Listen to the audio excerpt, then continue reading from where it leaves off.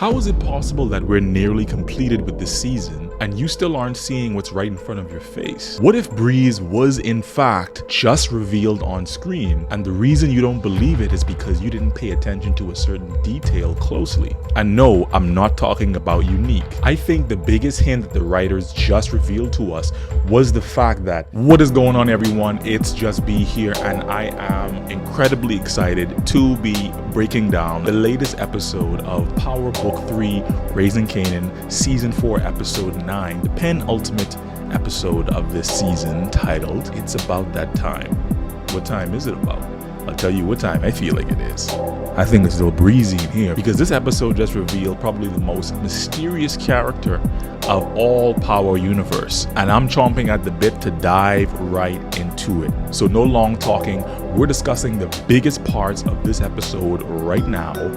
Let's go. So this episode starts off with Kanan, Jukebox, and Rock talking about the fact that Crystal is missing since she was last spotted leaving Rock's house on her way to her family in another state.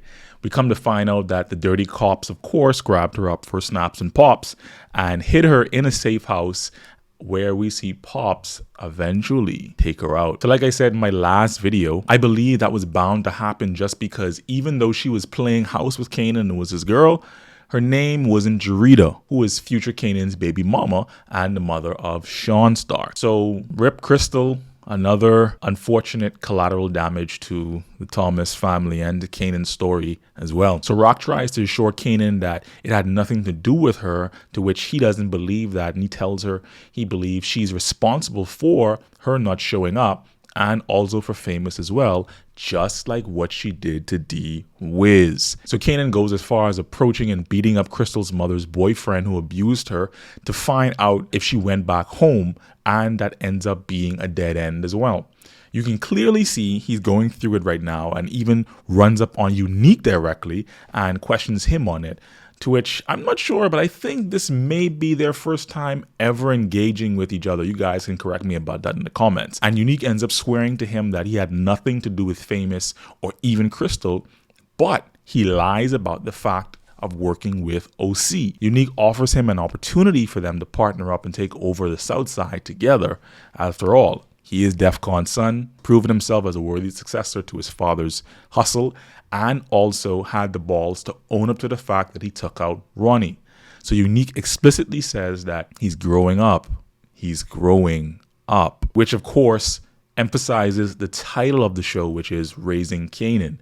But again, a partnership built on lies can never last, because Unique did have OC snitching and stealing from Kanan for him, and he didn't admit that. Fast forwarding over to the Thomas sibling side of things, Uncle Lulu wants 100% back in the game at this stage, saying that he's had an epiphany that the reason he was so messed up was not because he took out D-Wiz and Scrap, who were relatively innocent people. It's because he didn't like the fact that he liked it. And so now he accepts who he truly is. He quits his job at the record label, which ultimately hurts B-Rilla as well, because B-Rilla is kind of tied to him, and also Imani walks away from him as well. So that effectively cuts off that storyline with that particular record studio, apparently for this time. But, you know, quite frankly, I call cap on all the stuff that Lou was saying. Like I said in my last video, it's an undoing of all his recovery, and this only ends one way for his character, unfortunately, because it's such a sharp 180 from everything he was doing before. At this time, Stefano is now playing both Rock and Marv towards the middle when he dismisses Marvin after a meeting with them both to tell Rock that Marvin was trying to take over, which is not true. And it was actually Stefano who made the offer that Marvin originally turned down. So when we get to the end of the episode with Rock and Lou approaching Unique directly at his shop, you notice that Marvin isn't with them. And that's because that seed of mistrust is already planted. So, do you guys feel that this was a rewrite of Lou's story, or the way it was always gonna go is the question. Let me know in the comment section. And Marvin ends up having an increasing number of challenges on his hand in this episode, because he manages to rescue Amber from her foster family by taking out the foster parents who were keeping the children at home for weeks on end doing God knows what. And early Tyler ends up approaching Marvin and tells him that he knows he took out Londell and why he did it and promises payback. On top of that, Stefano is also hot on Marvin's heels as well for all the stuff that went down. I'll tell you guys now, early Tyler looks like he gets deleted in the next episode, apparently because when you look at the promo trailer, you can see him shot up on the floor when Marvin is attacked by what we believe are the Italians outside Early's mechanic shop. So how do you guys feel this story will end for Marvin in the season finale? Is it too obvious at this stage, or will we be misdirected again? Let's talk about it in the comments. And now for the reason that we're all really here. Let's talk about the reveal of Breeze that was shown at the end of the episode. Hold on real quickly. You guys want to see something crazy? Over 99% of you guys that watch my content are not subscribed. So I'm asking real quickly, if you don't mind, just hit the like button and hit subscribe real quickly. I'd love to keep on giving this content to you guys and lets me know that people actually are interested. Feel free to do that, man. Really appreciate it a lot. Would help me out a long way in growing my small channel. Thanks. Now back to the video. So we see a preview for the season finale where Snaps and Pops discuss wanting to connect Kanan and Unique together for a partnership. Kanan is outside when he is approached by a bodyguard for whom we can only assume is some sort of famous athlete or celebrity. The reason being is because the people around him on the street are all in amazement. So this clearly is someone who is very well known and likely comes from the city. So Kanan is immediately defensive and turns around when he's approached by this bodyguard, and Snaps and Pops make the introduction. And the first thing we spot is that the person is coming out of a red colored, looks like a late 1980s to early 1990s BMW M3 series, while wearing cheese bottom Clark's Wallabies and the style of jacket as well that seems to be quite pricey. So clearly this guy has got money, right? And even though the person's face is never shown, again, we look at how the promo is set up. Every ending preview always ends right at the logo.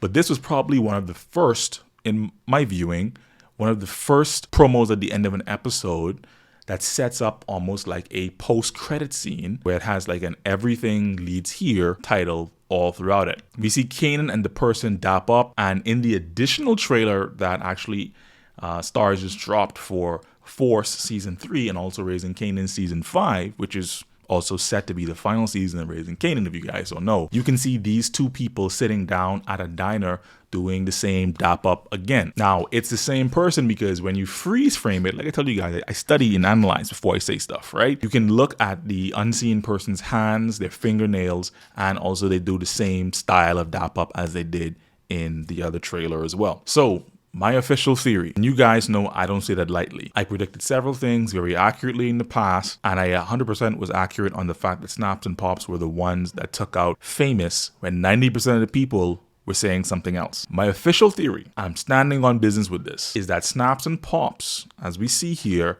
introduces Kanan to Breeze, who is played by none other than Shameik Moore. Now, if you don't know who Shameik is, he has a wide range of stuff, more notably for voicing Miles Morales, aka the Black Spider-Man, in the Spider-Verse movies, but also the Hulu series Wu-Tang, where he's played a street character as well, and he was quite good at it, I heard. Apparently, he has the ability to pull off that clean-cut celebrity look and dirty street life at the same time, and he's likely where Ghost learned how to do both of those so well. Shameik usually plays somewhat lovable characters, and remember, one of the defining traits of Breeze was that Ghost loved him like a brother.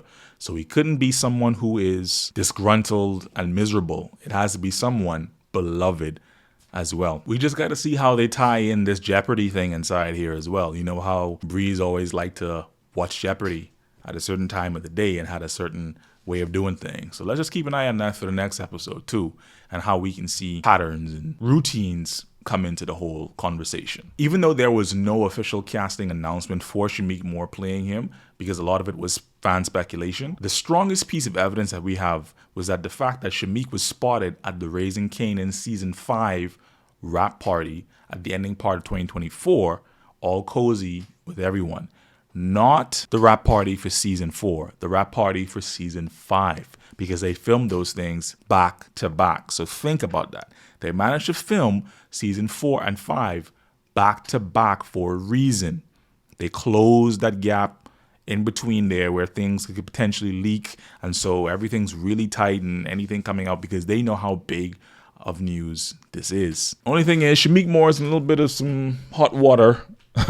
If you guys have been keeping up what's happening with him and Haley Steinfeld and how he kind of crashed out over that, last year. So that's also something interesting, but that would have happened after the fact. So if he was at this rap party, all cozy with everybody, and the cast and crew, why would he be there randomly if he has nothing to do with it and it's only supposed to be for the cast and crew? Also, a lot of people who live in the area where they were filming the show says that they saw him on set a lot and also confirm that they believe the same thing. So there you have it. I think we finally have our Breeze reveal, and however it all plays out and why Snaps and Pops are the ones making the connection. Is he their son? Is this their nephew? We'll find out. Here's what the showrunner, Sasha Penn, said a few weeks ago regarding Breeze. Never get past all that. Okay, so let's put something to rest. Can we put to rest that Unique is not Breeze? I mean, I can't speak to that at all because I don't know. What do I know? But you wrote it. I know. God, I wish I. And I know. What I will tell you is, like I've always said, this series, when it ends, whenever that may be, will tell a complete story, and it will tell the story that it was supposed to tell. In terms of who Breeze is, we'll find out, or we won't. That's the thing, because these guys are young, so we'll see. But I listen, I think I see a lot of that speculation and a lot of the people who make the argument that Unique is, there's a real compelling, they're very compelling arguments. People are really smart. They have really good ideas, I mean, even, like talking to you, it's like, I'm so impressed by your thoughts and speculation, whatever. It's like, it's really, it's great stuff. So don't stop. I mean, you still ain't answer my question, but it's all right. I'm gonna keep going. Okay, good. I'm gonna keep going. So I'll let you guys put the rest together. Let's talk about it in the comments. So that's my breakdown, guys, for this episode. I think it was put together quite well. Very proud of the work that the cast has certainly done this season. We got our promo knowing that after the next episode, we're not going to see this back until 2026, which was to be expected after the next and final season of Force. We also got some news on Power Origins and a potential new Power spinoff that dropped in an article this week as well.